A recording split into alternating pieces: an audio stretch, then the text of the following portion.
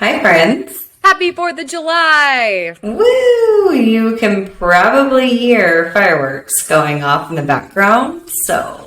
Probably, so apologies, but we can't stop people from celebrating their freedom. Yeah, good old America.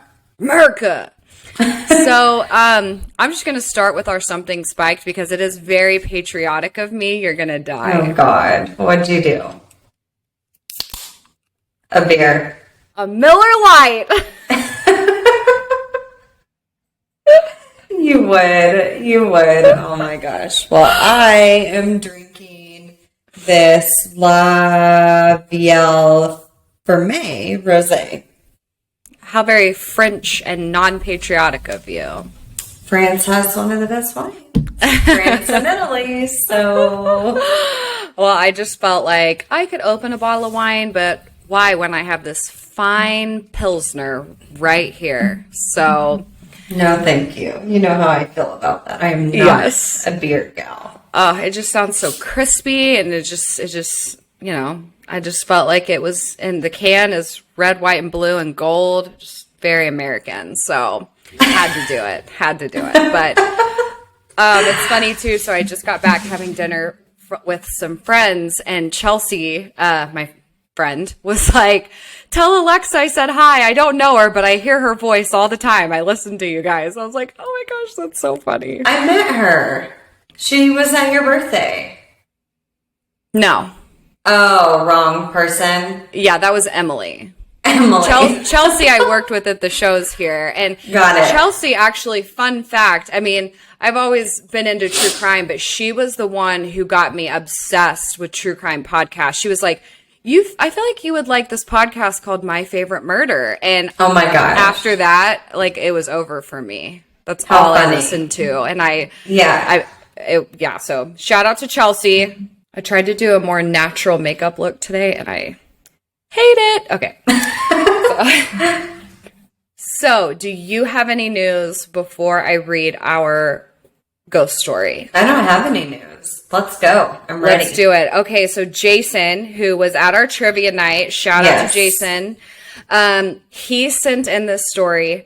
He is we'll call him a writer. This was written so well, so I'm just going to read it. So guys, just hang tight. So he says, "It was Halloween night in the early 90s. I was in college at a small town in Pennsylvania and was invited to a small Halloween party thrown by some folks I knew at school.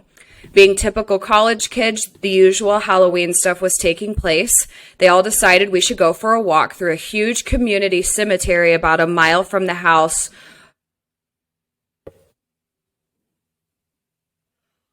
Oh my God, seriously? My heart just... What just happened? I thought someone was knocking on my door, but it was fireworks from the muffled sound of the headphones, and I was like, oh my God.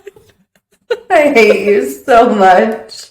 I hate you. We can't even get into ghost story. We're literally not even into the meat and potatoes, and I'm... Like, my neck is getting red. Okay, sorry. Oh my gosh. Okay. Whew. Wow, that scared the fuck out of me. Okay. Everyone's running around acting scared, etc. I'm looking around and seeing shadows moving, seeing orbs of light and things that made me really uncomfortable. I was very pleased when everyone decided to go back to the apartment, and I told a girl who was a practicing Wiccan what I had seen and that I was concerned. She said she saw some things and shared my concern. We get back to the apartment, and the group decides to break out the Ouija board. I tried to talk, right? Oh, and we're going to stop reading. No, I'm kidding.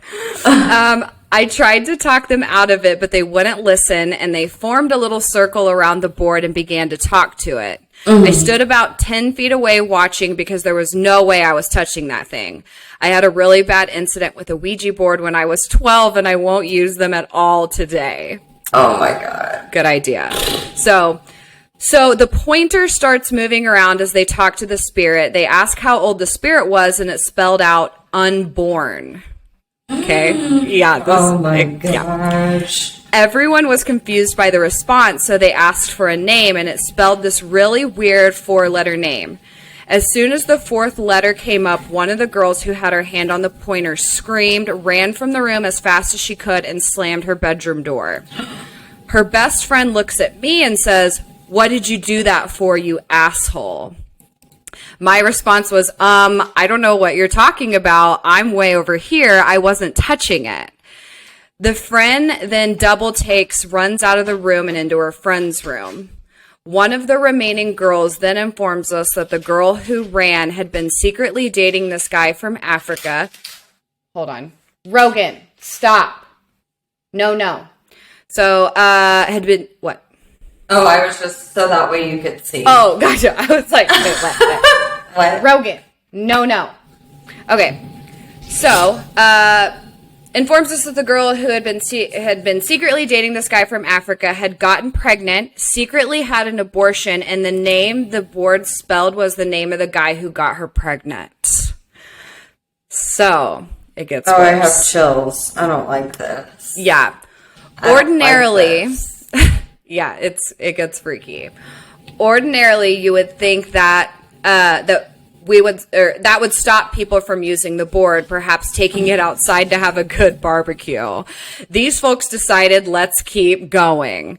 So the two girls came back out, but the one who had the abortion didn't want to touch the board anymore. The remainder start asking more questions, and the spirit is telling them how they wanted to scare the group and that they'd followed the group from the cemetery, which confirmed some of my suspicions. So the group asked the spirit if it wanted to harm them, and it said yes. So they asked it why it wasn't harming them.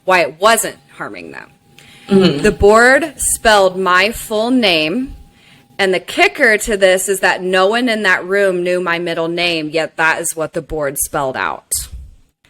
So I told them to ask again, and they asked specifically if the reason the spirit couldn't physically harm anyone was because I was in the room and I was in the group. The spirit answered yes, and then the pointer moved to goodbye. Whew! And so he finishes, I still to this day have no idea why the spirit gave me that answer. I've seen a lot of stuff throughout my life, lots of spirits from the corner of my eye, had feelings of a presence in a room with me, even saw, I lost my space. Even saw my autistic son having a conversation with an invisible adult that he said was Jesus. So, my thing keeps moving. So I believe in spirits and angels and demons, but I don't think that would have stopped a harmful spirit from physically hurting someone. So I don't know why that night I apparently was the reason for harm not coming to the group. Oh my gosh. Okay. I legit have chills. I do too.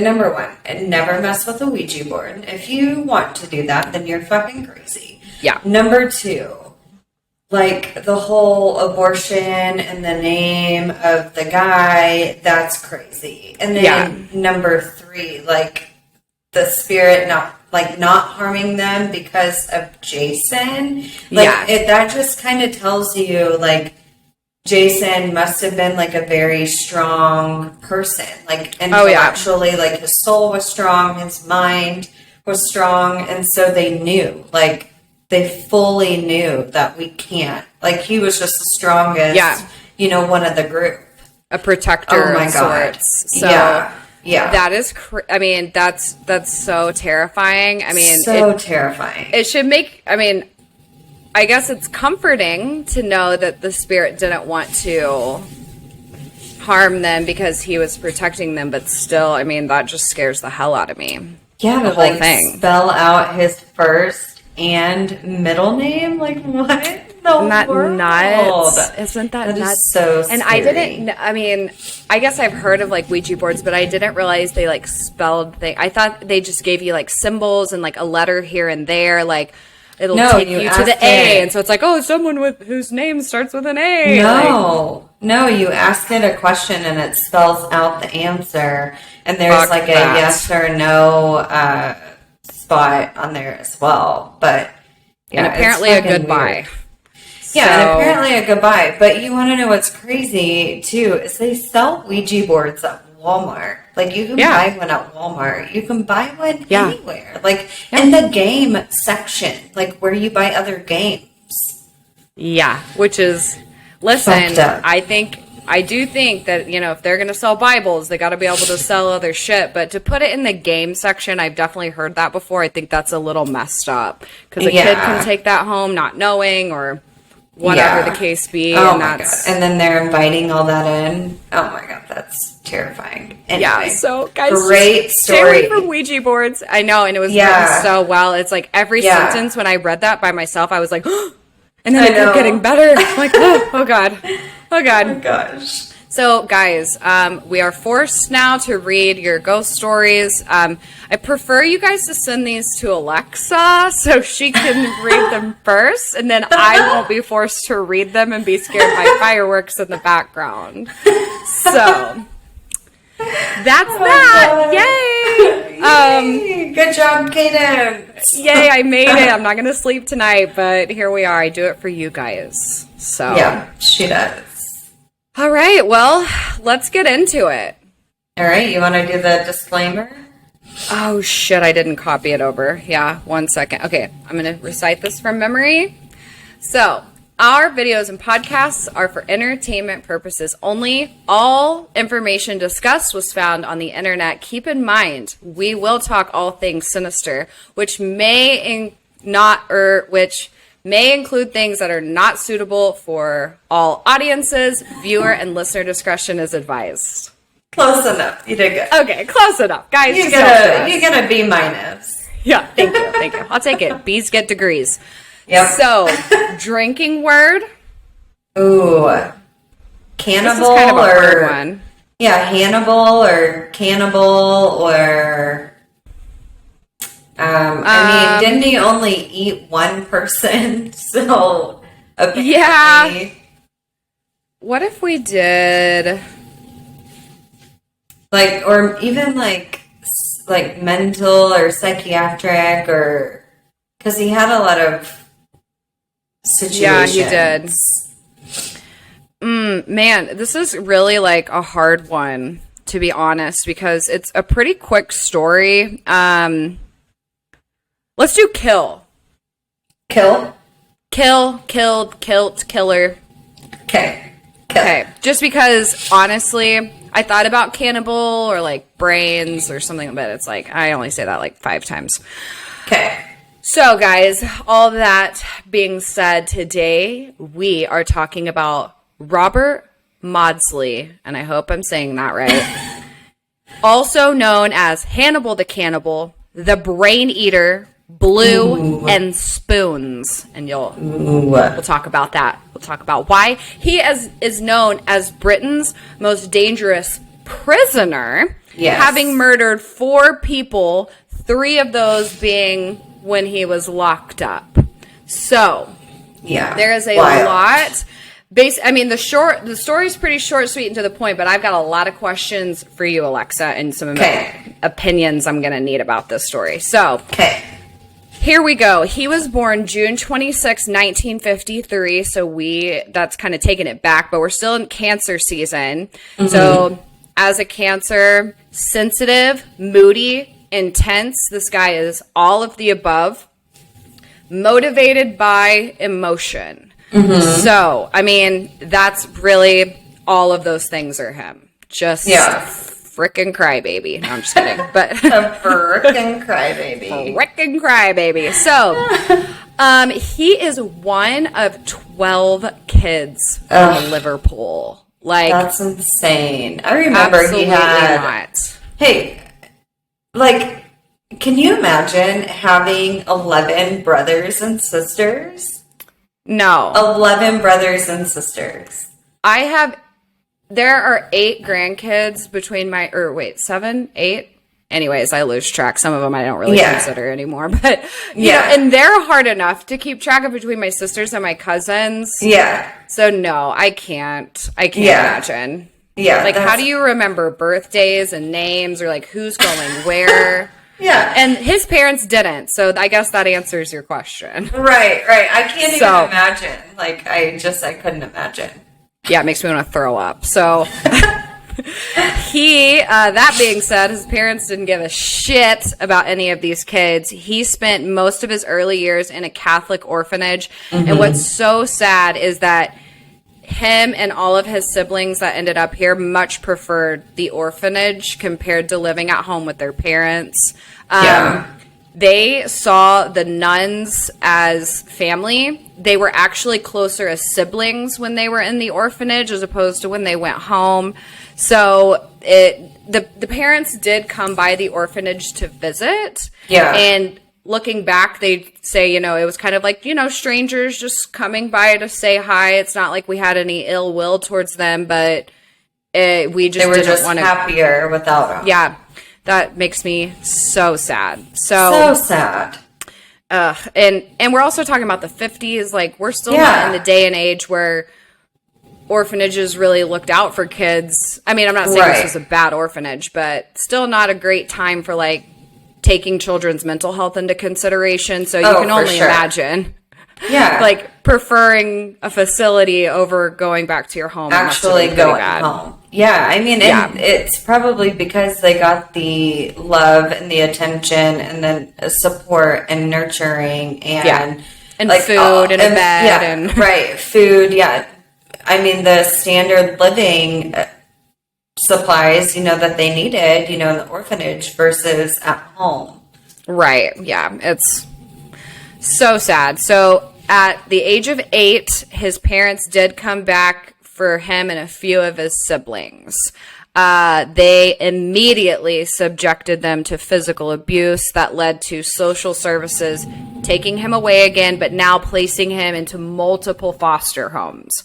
So this is just where everything goes wrong. And later, he does say, and his siblings have said too, that Robert takes most of the blunt. Like, he is the one who, I don't know where he fits as far as the age between his siblings, but they said he endured majority most of the abuse. It. Yeah. So, his father told the rest of the family that Robert had died. So if that tells you anything about the love of these parents and their kindness, he's like, oh yeah, Robert died, so he won't be joining us for dinner. Yeah, remember your brother Bobby? Yeah, he's no longer with us. Yeah, like, how sick is that? How sick is that? Oh After beating the shit out of him, they're like, oh, he died, sorry. Yeah, he died.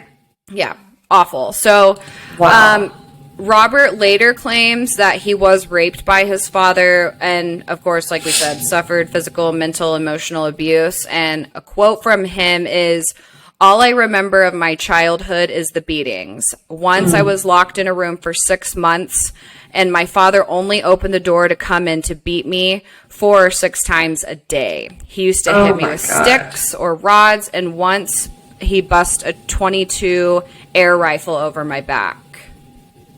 So we're talking brutal. Yeah, like severe physical abuse. That is just so sad. It's so sad. It's also, keep in mind for later, I just made this connection, this whole locking him in a room for 6 months, that's going to play into some major things into his adulthood. So, as a teen in the 60s, he decided to become a sex worker in London and a heavy drug user. So after several suicide attempts, he was either, when they say he was forced into psychiatric help, I don't know if that was because he had no other choice or because someone like forcibly did that, but he did want help. So he got psychiatric help, and he told doctors, this is the first time he saying, "I'm hearing voices in my head telling me to kill my parents." Oh, wow. Which, I mean, can you blame him? It's like Dr. Phil always says, I'm not going to ask why you do it. I'm going to ask, why wouldn't you do it? Yeah. It's like... You and your Dr. Phil analogies. I know. I fucking hate it. I'm going to keep it going. I hate it so much. Sometimes I think about stopping, and then I think, no. Okay. What would Dr. Phil say? It's really making me a better person. So, so 1974, he's around the age of 21. So Robert strangles a man named John Farrell in London. John had picked up Robert for sex work and allegedly showed him pictures of underage children that he had sexually abused. So, Robert strangles this guy. I don't blame him. Don't blame him one bit. We've also said kill, I think, like 5 times. That's the first time you've said it. No, because I also said he wanted to kill his parents. Oh. Yeah, so, well, you know, to each their own. You guys are keeping up at home. You get it. That's all that matters. We're trying to get you drunk, not us. Yes, not us. We're good. We're high on life. Okay, so Robert actually turns himself into the police saying that he needs psychiatric help. So Robert is there enough to be like, I am out of control. And But he killed a man who had sexually abused children. That's not out of control. Right. And we're going to get into that too. Kind of like who Robert chose to kill. This is going to end with a twist. I guess I'm confused. Like, what else happened? Like, what made him out of control at this point? Because he's already a sex worker, like being a sex worker. Well, he's hearing voices in his head, and he is concerned. Like, he's like, I know that this isn't good because it's almost like the devil told me to do it. Got it. He's hearing these voices telling him to kill, and now he goes as far to kill the somebody rage. because he's so angered by these pictures that he just strangles this person. Got it. I didn't know if something else had happened. I'm like, wait, what else happened? No, he's just recognizing, which is kind of unusual, but he is recognizing I have an issue. Yeah, no kidding. Yeah, he's like, I don't think normal people get these thoughts. So I don't think normal people kill people. Yeah, I mean, and it's like kill. So he turns himself into police. This is where he was given his first nickname, Blue, due to the color of the victim's face after strangulation. So I think it was a pretty brutal strangulation as well. I mean, everyone turns blue with lack of oxygen, but of course, the police describe all of his scenes as pretty violent. Like, they're like, wow. Whoa. Okay, so he was found unfit to stand trial. So Robert was on to something with I'm not okay. So found unfit to stand trial, and he is sent to Broadmoor Hospital. While he is here, Robert and another inmate hold a third inmate hostage. They corner him in a room, hold him hostage for 16 hours, threatening him, I think borderline torturing him, but specifically threatening to gouge his eyes out. So the rage is building up. Oh my God. Yeah, can you imagine being being locked anywhere for any extended period of time, but then the whole time you're being told that you're going to get your eyes gouged out? No, I can't even imagine. And where the hell are the guards? Where's everyone at? They allow this to happen for 16 hours? And I thought about that. I think this has to be a case of they didn't realize this person was missing. Or that Robert was truly dangerous, maybe? Yeah. Or it's they're in the room hanging out. Not realizing that some guy's probably tied up with his mouth covered in the corner, screaming for his life. Right. Because there are cases where the police do intervene, but it does take them a while. So I don't know if we're just not equipped. Yeah, something happened. It's a very strange event. So a few years later, 1977, he's about 24 now. Mm-hmm. He teamed up with another inmate. Again, he likes the buddy system. They locked themselves in a room with a convicted child molester. His name was David something. So they were like, he's clearly triggered by child abusers. They tortured him for 9 hours until he eventually died. And allegedly this was for revenge for some homosexual attack that this David guy had on one of their prison buddies, but also could have been the fact that he was the child molester. So it's said that when the guards finally made their way in, so I think this was a matter of they didn't realize someone was being held hostage, and then by the time they did, they're it was too late. Breaking down doors, they've barricaded this room. But when they finally make their way in, the inmate's head was smashed in. His skull was split open by a spoon that was wedged into the brain. Pieces of the brain are missing, and they described it as a cracked open like a boiled egg. Oh my God. So I think we can all assume this is where he got the nickname Spoons. Yeah, and Brain Eater. Now, I will say this. He confesses to eating some of the brain matter, but that was actually never proven. It kind of became like a media thing, but it is assumed because obviously there's pieces of the brain missing, but they never like proved that he actually did that. And then they're also kind of like, oh, this guy's a little off his rocker. Could just be saying that for a dramatic effect. Could be. I mean, but can you imagine, like, why would you make that up? Like, why would you make that up? Oh, like, I don't know. I mean, narcissism, and also like you know, there's serial killers who like to exaggerate their number, and so it's like for sure. But where else did the brain go? Like, did he flush it down the toilet? Yeah, good point. You know what I mean? Like, where did it go? What was the alternative story? Yeah, I mean, we'll all assume that he ate the brain. Yeah. So this is also where he gets the nickname Hannibal the Cannibal. So he earns 3 nicknames in one murder. I mean, guys, come on. Right. That's impressive. Right. Okay. Right. Oh my gosh. So, like I said, these crimes went pretty unnoticed by the outside world until the rumors of the brain eating, and we've got Hannibal Lecter in the flesh here. So, after he was given this nickname, media starts covering this killer inmate. Robert definitely played it, and this is where I'm like doubting it a bit. He would tell the guards things like he adores the sight of blood, and you could tell he was kind of getting a little gory with it. But well, I mean, because but he's he was also getting the attention.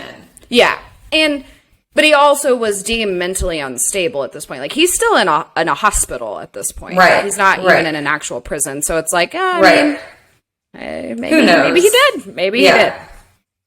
So after this, he is convicted of manslaughter and sent to an actual prison. He did not like this. He begged to go back to this hospital. He's like, how? So he could keep killing people. He's like, how am I supposed to kill people in a prison cell? Like, that's not fair. No, not fair at all. You're taking away all my fun, all my activities. I have all this room for activities. And you're taking it away. Exactly. How am I supposed to barricade like jail cells? Like, it's how am I supposed to eat brain? Like, Well, this is where shit gets real bad. So he is asked to be transferred back to Broadmoor. That was obviously denied, and he was sentenced to life imprisonment with recommendation that he never be released. Well, they're going to take that a step further later on. So 1978, 25-ish, this is a year after the whole brain-eating situation. Robert kills 2 prisoners in one day. So he had told inmates that his original plan was 7. He only made it to 2. So one victim, his name was Salney Darwood. He was in prison for murdering his wife and was giving Robert French lessons. So he had became buddies with this guy. Yeah. Like, which I think is your sick. Friend? Oh my God.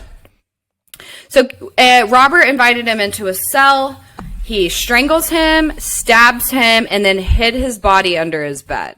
So he had some makeshift shank. Yeah. So at this point, he is ready to go on his spree. He tries luring more prisoners, but they refuse. And later they said, we saw the madness in his eyes. So they were like, hell no. You're absolutely crazy. Not today. So Robert then goes on a hunt until he corners and stabs this guy named William Bill Roberts to death. He hacks his head off with this makeshift shank. What? I don't even know how you find this shit in prison. So hacks the head off and then takes the head and strikes it against the wall multiple times. We're talking some rage, okay? We're talking rage. What the hell? Can you imagine seeing that? No. Oh my God. I always say this. I'm not scared of needles or anything like that, but occasionally I have had to administer a shot, whether it be like for a friend or for like my pet, and just me piercing other people's skin gives me the heebie-jeebies. Yeah. And I just can't imagine like cutting flesh. Or like cutting a head off. Or snapping a bone. Yeah, or cutting a head off. Or decapitating someone. And smashing it up against the wall. And by the way, you have 2 drinks. Okay. I'm counting for you. Thank you. Muchas gracias. Okay. So, here's the kicker. So, decapitates, bangs head against wall. Robert then calmly walks into the police office. Calmly. It's noted calmly. Places the makeshift knife on the table and says, "Will be too short for the next roll call." The balls. What? Yeah. He walks in, he's like, too short. Hey, just FYI. You're so going to be too short. Too short. Oh my God. 2 people are going to be missing from roll call. Like, holy shit. That is doesn't even terrifying. Care. That is terrifying. So, yeah. During his last murder trial, 1979, so this is a year later, it was told that Robert believed his victims were actually his parents, so this may have stemmed from childhood trauma. He would get so blackout furious that he's envisioning his parents, and obviously a major reason for the violence and pent-up aggression. Yeah. So this was one of his quotes. "When I kill, I think I have my parents in mind. If I had killed my parents in 1970, none of these people need have died. If I had killed them, then I would be walking around as a free man without a care in the world." Like, that is sad as shit. It's sad, but it's also like, at least I don't want to say like, at least he realizes what he did wrong. Because he clearly knows that these people, other than, the guy who was a child molester, the first guy, like, they were innocent, right? And so at least he is coming to terms that, like, hey, if I would have just killed my parents, like, nobody else would have died. Nobody else would have suffered. But who knows if that's even true? I mean, that's just like he has so much rage either way, like from his parents and from, the abuse and everything that he endured. Like, who's to know that would have been like the stop to it? Oh, for sure. For sure. I think the sad part for me is just that you were so obviously abused and traumatized by what your parents did that you felt like if they just wouldn't have been there, not even necessarily you would have killed him. It's like, if that just wouldn't have happened, like, I wouldn't have been this monster. Like, I think the self-awareness almost makes it a little more pitiful. And I don't mean pitiful with sympathy. I mean, like, no, like, that's just sad. It is sad. I don't know. There's still a part, like, we obviously can't sympathize with a brain that works like that because we don't know what it's like to be that far gone and not human. So when you see people who are so deeply troubled and they clearly can't change it, they have no chance of ever changing this or redeeming themselves, then it's like, parents, don't fuck up your kids. It's no kidding. So still in prison, obviously for life. I think we've established that. 1983, Robert is deemed too dangerous for a normal prison cell. So they're like, listen, you can't seem to keep your hands off other people. So a 2-cell unit was built in the basement of this prison. Now, listen to how crazy this is. It's made of like a plexiglass equivalent. It had a different name that I wasn't even going to try to pronounce. So they called it the glass cage. It was complete with cardboard furniture and a concrete slab for a bed. Oh my gosh. He is allowed out of his cell 1 hour per day in a 20-foot by 12-foot wide yard, and is always under watchful eye, having at least 5 guards present at all times. Wow. So he has no contact with any other inmate since moving to this new cell. And this is where people are really getting freaked out because I will say this. I have seen Silence of the Lambs. Oh, yeah. Is this not literally Hannibal Lecter? Well, this is kind of who they built the Hannibal Lecter story off of. One of the serial killers. Yeah. I mean, it's exactly what it was like. Right. I mean, he's in that creepy basement cell with no human contact. It's a glass cell. It's a glass cage. Crazy. Yeah. So, Robert, and this kind of is a little late in the game, but he does see himself as like a vigilante. He, obviously, all of his victims were some sort of abusers, specifically with children. So, rapists, pedophiles, sex offenders, whatever. And so he has even said, like, those are the only people I'm a threat to. I'm not a threat to normal people, but it's like, but you are. You can't decapitate someone and bash their head against a wall and say for you're no not reason. Yeah, especially like the two people that he killed in prison, the most recent people. He can't say that and say that he's not a threat to people outside of prison because they didn't do anything to him. Literally nothing. Right. Also, as much as I'm for, if you're in a situation where you have to defend yourself, by all means. I don't care if it's a priest or a murderer, like, you got to defend yourself. Right. But, like, vigilante justice goes wrong real quick, guys. It does. And it turns sinister real quick. So, moving on to today, does the punishment fit the crime? So, he does have supporters that say, this only repeats the abuse that led to the crime.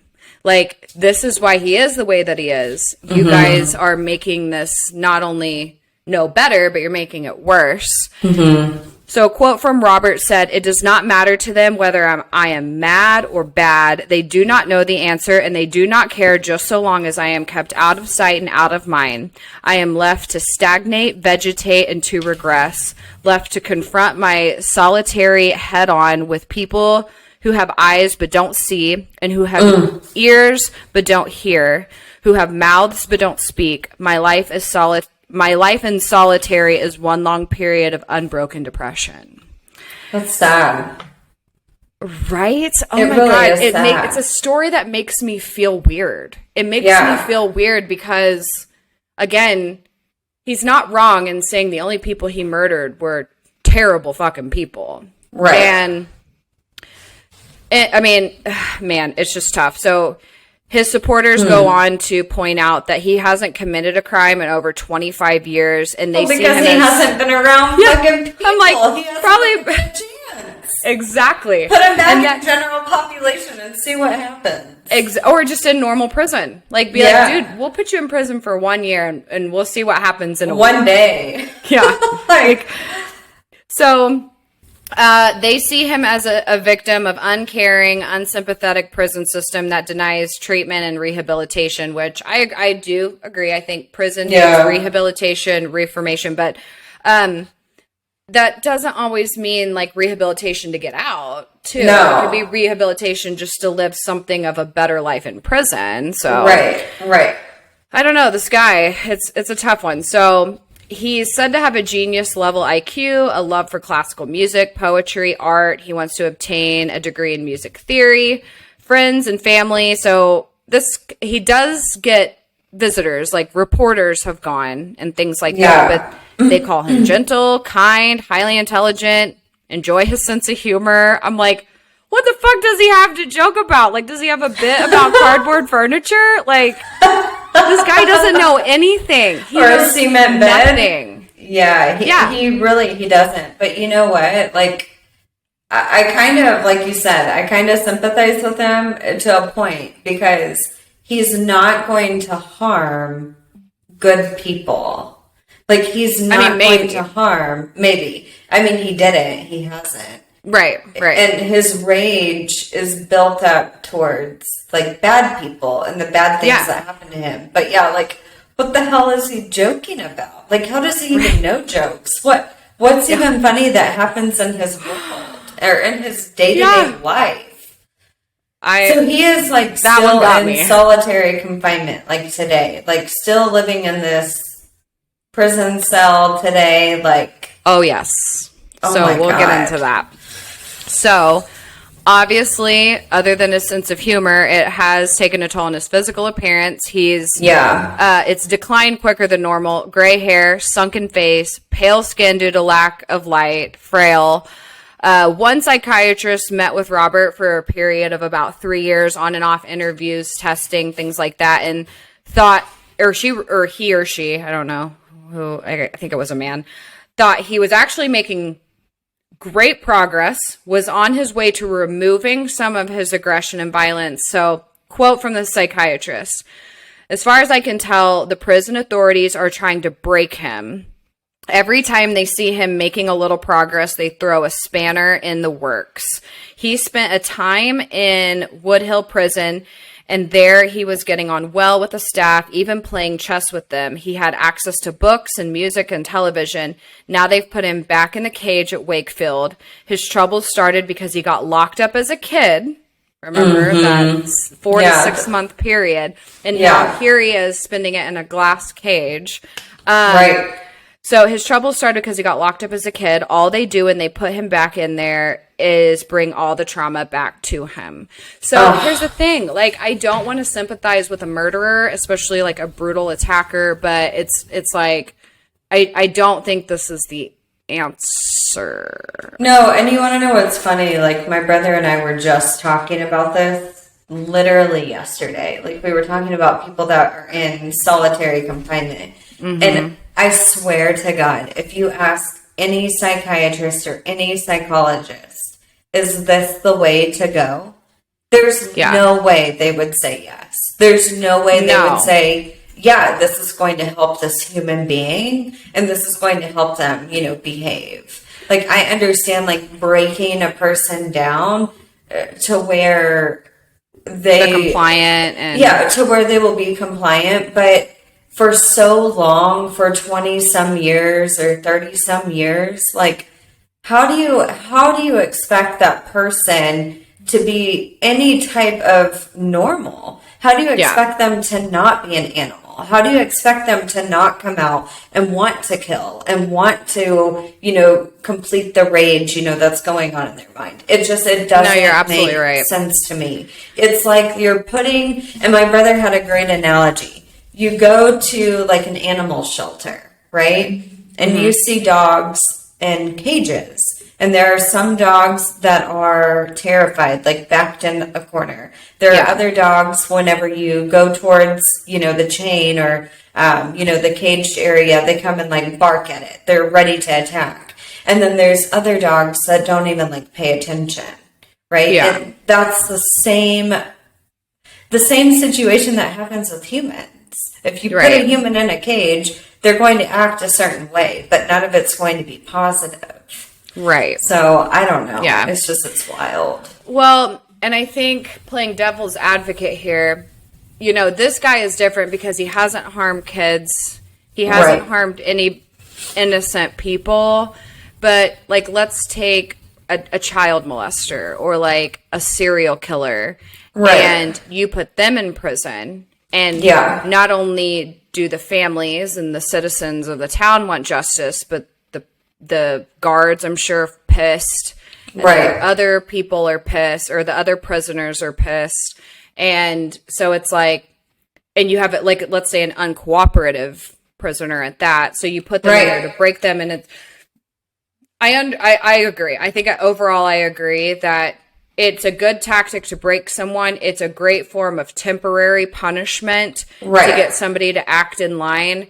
But there isn't a benefit in long-term solitary confinement to this degree. Like, I think it's also strange. We're not talking about a mass murderer. We're talking about 3 murders. Yeah. And if you ask me, Well, all three of these murders happened within a prison or a facility. So it's like, how about we ask, where were the guards? Like, where were the workers? How did you allow this? How did someone go missing? How did 3 people go missing for 16 hours? And then it's like, oh shit, they're keeping him hostage in there and beating his head against the wall. Yeah, like for real. It's so. Anyways, obviously Robert himself agrees. This is also another sad quote. All I have to look forward to is further mental breakdowns and possible suicide. In many ways, I think this is what the authorities hope for. That way, the problem of Robert John Maudsley can easily and swiftly be resolved. And didn't he try to commit suicide once or a time before? For some reason, I thought maybe I'm getting it confused. So I'll finish just with this last thing because it's kind of like that. So March of 2000, that was like the last of it. There's a lot of updates to this case. Obviously, like reports and stuff have come out about him. But the biggest one, March in 2000, Robert unsuccessfully pleaded for his terms of solitary confinement be relaxed. Or he asked to be allowed to take his own life via cyanide capsule. And then this, guys, I don't want to sympathize with a murderer. I really don't. But he also asked for a pet. I don't know how to say this. Hold on. Budgerigar. But it's like one of those little parakeet birds. Aww. He asked for a pet one of those. All of these things were obviously denied. That's sad. I don't know if he is. I don't know how he would attempt suicide because he doesn't have anything. Unless he bashed his head in the wall, yeah. That would be the or strangle himself. He doesn't have anything. I don't think you can. I don't think you can. Strangle yourself. I think you can try. I don't know. But that being said, he is still in his glass cage, Wakefield Prison in England. Currently 69 years old. Why are they keeping him alive? Why not just execute him? Does England not have, do they not execute prisoners? That's what I don't understand. Why would they? I don't know. Yeah, why would they punish him this bad for murdering shitty people? He has been in solitary confinement for 40 years. That's unreal. He's not even a human at this point. Prisoners in U.S. who kill other prisoners in prison, they get solitary confinement for maybe a year or two. You know what I mean? Yeah. It's because they're killing another prisoner. It's not like they're killing an innocent person. I hate to say it like that, but what the hell? So you give this guy 40 years in solitary confinement for what? It kind of goes back to my ultimate question, does the crime fit the punishment? And I am not saying by any means that murdering these people was a good thing. No. But I just don't think the crime fits this kind of punishment. We have Golden State Killers. We have serial rapists or child molesters. We have or human traffickers. Let's not forget what's happening with Ghislaine Maxwell. Right. But we're going to send 20 years. And she gets 20 years and possibly less. I'm sure it'll be less.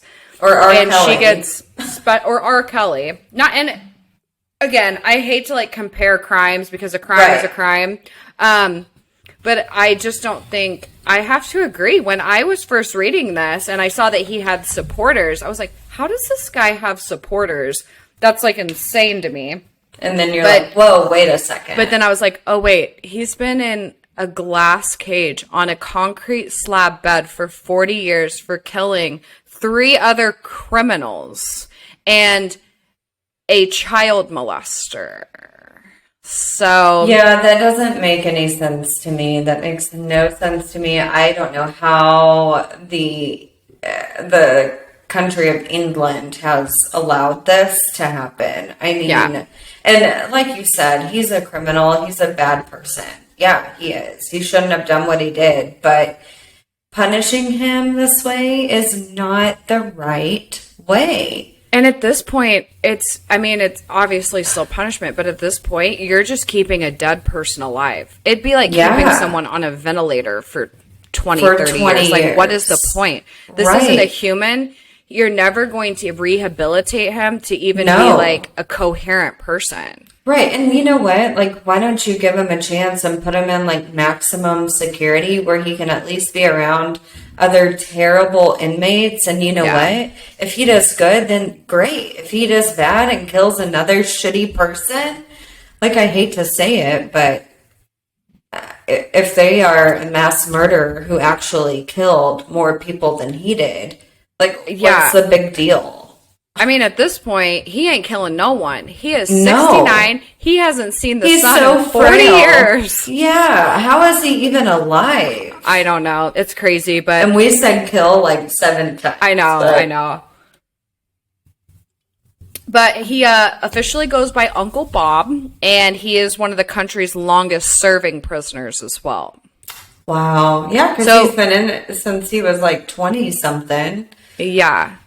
So this one was like, I was shocked. Like, I was even giving myself, like, you know, there were turning events in my research. I was like, oh, that's weird, because we've also talked about a lot of European serial killers that I feel like are way more brutal and way more violent and higher number counts. And I'm like, but this guy, like Dr. Death.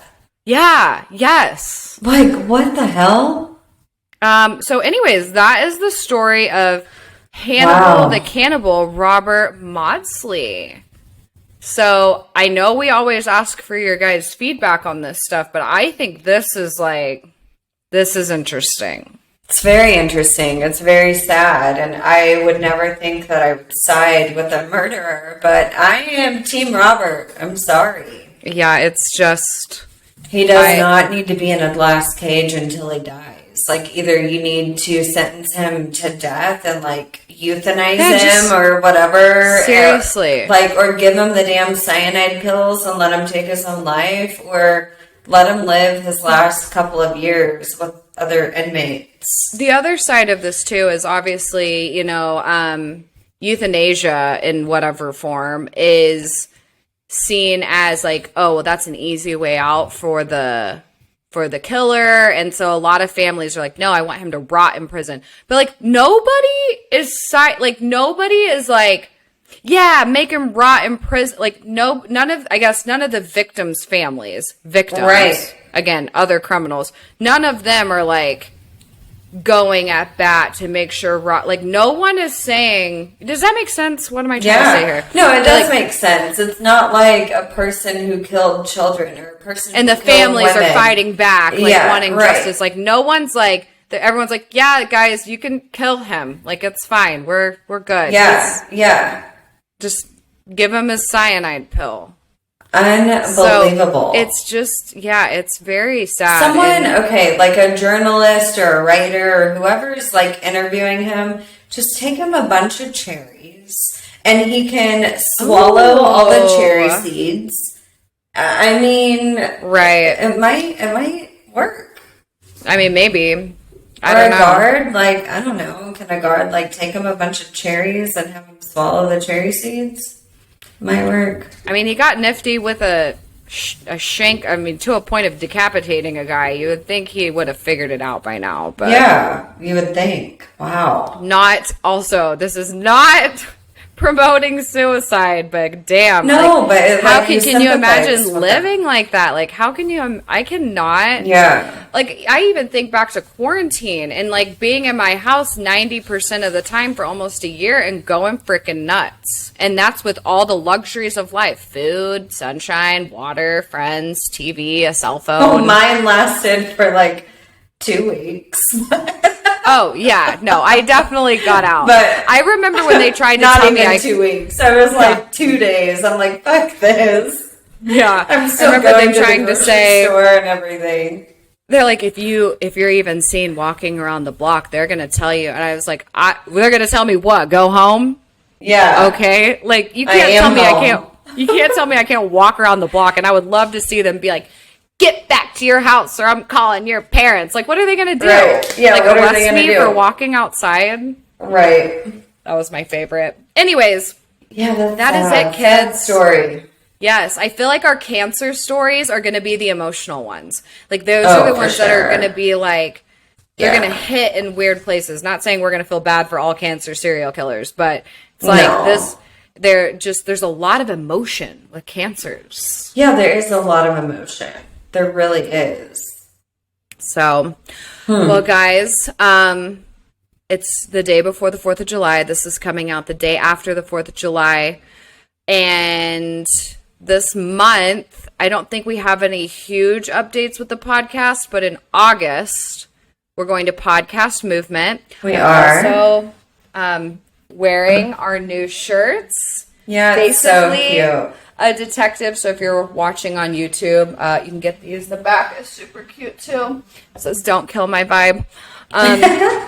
So you can go on and buy our merch. Right now, we are trying to raise some money to get us fully funded for this podcast movement that we're going to.